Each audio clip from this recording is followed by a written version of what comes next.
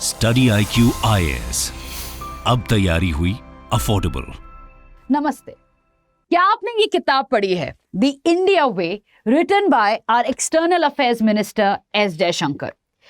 इसमें page number 21 में एक स्टेटमेंट है that China has been winning without fighting while US was fighting without winning. In other word, जो hegemon है, जिसके पास हेजिमनी का जो मतलब ही होता है कि the country that has the maximum और the most military power as well as the economic might. US has been involved in so many wars. It is fighting to save hegemony. It is fighting to save the rule-based order. But इतने fights के बावजूद वो कहीं ना कहीं हार रहा है. It is losing this hegemonic race. और चाइना, जो कोई भी actual war में नहीं है, सिर्फ threaten करता है war का, वो hegemonic race जीत रहा है. और यही है आज के डिस्कशन का मुद्दा. We are going to talk about कि ये कैसे हो रहा है and why is US losing out of this hegemonic race. इससे पहले let me bring to your attention कि आज लास्ट डे है रक्षाबंधन सेल का. अगर आप थोड़ा सा भी डाउट है अबाउट यूपीएससी जर्नी और अबाउट हाउ टू कंटिन्यू और how to bring discipline in this your UPSC preparation, just go and take a look. अभी आज के दिन मैक्सिमम डिस्काउंट मिल सकता है आपको. अगर आप आज इनरोल करते हो तो आपको यूज करना है code DW Live, that is DWLIVE, and immediately जो कोड 70,000 का है वो आपको बहुत डिस्काउंट के साथ फाइनल प्राइस आएगा 27,999 rupees. So please go ahead. आज लास्ट डे है इस सेल का. सो आप जाइए, फीचर्स फटाफट देखिए और इनरोल करिए कोर्स में. चलते हैं अब डिस्कशन पे. ऐसा ही जो मतलब अभी मैंने जो कैसे कहा कि यूएस कहीं ना कहीं ये हेजेमोनिक गेम लूज कर रहा है, ये सेंटिमेंट फ्रांस के जो लीडर हैं, दैट इज इमैनुअल मैक्रोन, उन्होंने भी कहा है कि we are used to this greatness which gives us absolute dominance over the global economy and politics, but things are changing. Western hegemony may be coming to an end. So a country that is part of the allies that make up this hegemony, US के support में है, वो खुद बोल रहा है कि नहीं, कहीं ना कहीं ये हेजेमनी एंड हो रहा है. कहीं ना कहीं हेजेमनी को बहुत स्ट्रॉन्ग चैलेंज मिला है. एंड ये रीजन क्यों, इसके पीछे रैशनल क्यों है? Rational all starts from 9/11. आपके सामने जो फोटोज हैं उनमें आप देखोगे कि डिफरेंट वॉर्स के फोटो है, and all of these mind you are different wars जहां पे यूएस डायरेक्टली इन्वॉल्व है या इनडायरेक्टली इन्वॉल्व है, बट सब वॉर्स में यूएस का हाथ जरूर है. And none of these wars US has actually won. एक भी वॉर नहीं जीता है यूएस ने. स्टार्ट करते हैं 9/11 से. 9/11 was when a non-state actor, that is Al-Qaeda, attacked the Twin Towers in US, और उसी से शुरू होता है global war on terror. Global war on terror में जॉर्ज बुश का एक फेमस स्टेटमेंट था, either you are with us or you are against us. That is, US ने अपनी हेजेमोनी को एस्टैब्लिश करने के लिए ये ऑप्शन दिया था कि अगर आप हमारे साथ, दैट इज यूएस के साथ नहीं हो, तो आप टेररिस्ट को सपोर्ट कर रहे हो. So you have to be with us, there is no other option. So यहां पे यूएस ने एब्सोल्युटली अपने कार्ड्स प्ले आउट कर दिए थे और बोला था कि भैया, you all countries of the world have to support US, वरना यूएस के अगेंस्ट जा रहे हो आप. तो यहां से शुरू होती है एक्चुअली कहानी यूएस के हेजेमनी का डिक्लाइन का. 9/11 के बाद इमीडिएटली अफगानिस्तान पे अटैक होता है. किस लिए होता है? कि अलकायदा के जो लीडर थे ओसामा बिन लादेन को पकड़ने के लिए. That was the main agenda of the war, global war on terror का. Because terror is basically a non state actor, right? Terrorism और terrorist organisations are non state actors. उनको attack करने के लिए आपको ईदर जो स्टेट उसको support करता है या जो उसको फाइनेंस करता है उसको अटैक करना पड़ेगा. इसी वजह से अफगानिस्तान को चूज किया गया था. तो अफगानिस्तान में ये देखा गया था कि Osama bin Laden was hiding according to the intelligence report, and based on that attack हुआ. But despite so many years of war, we all know कि ओसामा बिन लादेन कहां मिला था. अफगानिस्तान में तो नहीं था, यूएस के दोस्त के पास था, राइट? आगे बढ़ते हैं.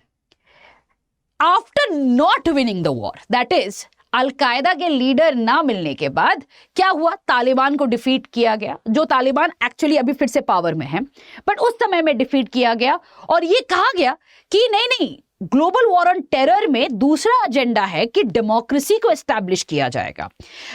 We are going to work towards creating a strong democratic Afghanistan, जो immediately after the withdrawal of US Army fell like a pack of cards.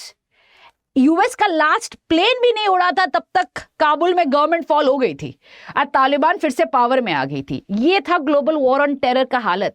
सबसे बड़ा वॉर जो यूएस ने फाइट किया था, जो हेजिमॉन ने फाइट किया था, वो तो हार गई, राइट? बाइडेन और जो भी कह रहे हैं वो अलग बात है, बट रियलिटी तो यही है ना कि जिसको हराने की बात हुई थी वो इतने साल बाद फिर से आज पावर में है. आगे बढ़ते हैं. अगर हम आते हैं इस वाले फोटो में, तो ये है 2003 में इराक के इन्वेजन पे.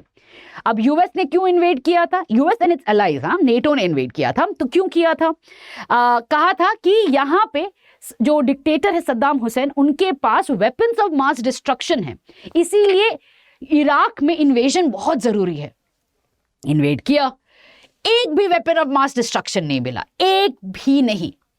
तो नरेटिव क्या हो गया? डेमोक्रेसी लाना है. सबसे इजीएस्ट कन्वीनियंट एक्सक्यूज है ये. तो उसमें सद्दाम हुसैन को पकड़ा गया, एक फार्स, एकदम जोक के टाइप का एक ट्रायल हुआ, उनको उसके बाद हैंग कर दिया गया और सो कॉल्ड डेमोक्रेसी आ गई, जिसमें आज के दिन अगर देखा जाए एक पपेट गवर्नमेंट है. यहां पे भी WMD नहीं मिला. War was not successful, the main agenda was not met. आगे बढ़ते हैं. अगर आप देखते हो यहां पे, दैट इज लिबिया में इन्वेजन हुआ था and that was again sanctioned by vice president Hillary Clinton. कहा था कि मुअम्मर गद्दाफी को हटाना है, डेमोक्रेसी लाना है, सिविल वॉर को रोकना है. आज के दिन सिविल वॉर नहीं रुकी है, लिबिया स्टिल अनस्टेबल. यहां पे भी यूएस हार गई. अगर आगे बढ़ते हैं, हम बात करते हैं यमन की. यमन में हाउतीज वर्सेस जीसीसी कोalition में लड़ाई हो रही है. जीसीसी मतलब गल्फ कोऑपरेशन काउंसिल, जिसको सपोर्ट करता है इनडायरेक्टली यूएस. सबने सोचा था कि जब जीसीसी का कोalition फाइट करेगा, यूएस के बैकिंग के वजह से जीसीसी जीत जाएगी, बट आज तक वही वॉर चल रही है. हाउतीज अभी तक हारे नहीं है. फिर से एक वॉर जहां पे यूएस का एजेंडा नहीं विन होता है. आते हैं आज के दिन रशिया यूक्रेन क्राइसिस पे. यूक्रेन को तो यूएस काफी डिफेंस सप्लाई दे रहा है, we all know this. NATO is giving so many weapons. Ukraine ने रशिया को तो रोक दिया, पर वॉर नहीं जीत रहा है कहीं से भी, ना ही वो आज के दिन नेटो का मेंबर भी बन पाया है. So if you look at it, US has been fighting so many wars since 9/11, but कहीं पे भी जीत नहीं पा रहा है वो. It is fighting without winning. And जितना ये war हारेगा, उतना ही questions उठेगा. There will be multiple questions, fingers raised on this hegemonic stability, hegemonic status. यही question हो रहा है कि actually क्या वो hegemon बन सकता है? पूरी की पूरी ग्लोबल साउथ यही देख रही है कि यार अमेरिका को हेजिमॉन माना जा सकता है इतने सारे वॉर्स को हारने के बाद. ऑन द अदर हैंड चलते हैं, अब चाइना क्या कर रहा है. अब चाइना में अगर आप समझते हो, मतलब if you want to know about this strategy, एक किताब है which is unrestricted warfare by colonel Qiao Liang and colonel Wang जियांगजी.